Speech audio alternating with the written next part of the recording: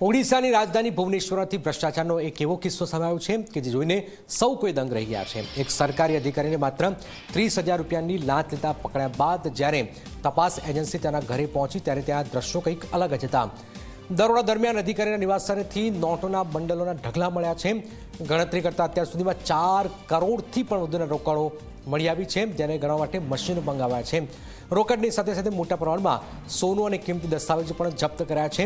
પ્રાથમિક તપાસ મુજબ આ અધિકારી લાંબા સમયથી ભ્રષ્ટાચારના કાળા કારોબારમાં સંડાવેલો હતો। 30,000ની નાની રકમની લાલચમાં આખરે કુબેરનો ખજાનો ખુલ્લો પડી ગયો છે। હાલ પોલીસ અને વિજિલન્સ વિભાગ દ્વારા અધિકારીની અન્ય મિલકતો અને બેંક ખાતાઓની તપાસ તેજ કરવામાં આવી રહી છે। અધધ કહી શકાય એવા 4 કરોડ રૂપિયા રોકડા